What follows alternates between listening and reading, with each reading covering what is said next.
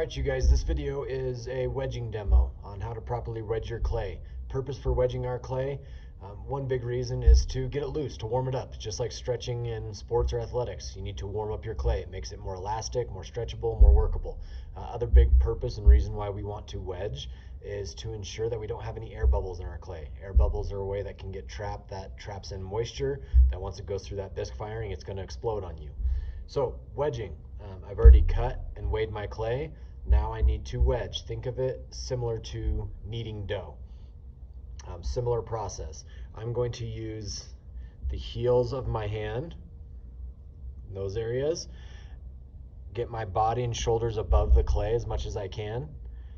I want to press down and out, and then I'm going to roll my clay back up, and I'm going to do the same process, down and out a little bit.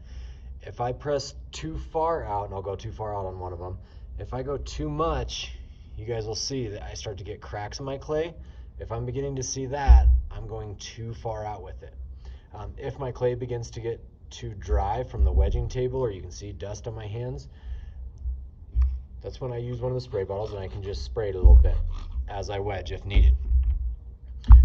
So again, I'm down, out a little bit, and then I'm just going to roll my clay back up. Once I've done that a few times on that axis of the clay, flip your clay over to this side. Do the same thing. I'm going down and out.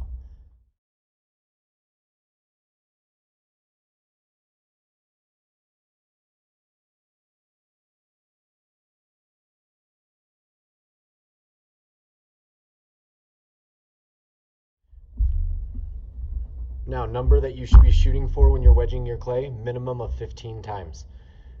After that, you're good. Some pieces of clay, depending on the size of it, you're going to be wedging a little bit more, a little bit less.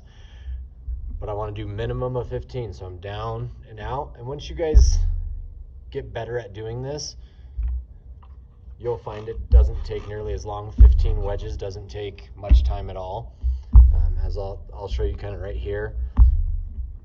Me just going through the process of wedging.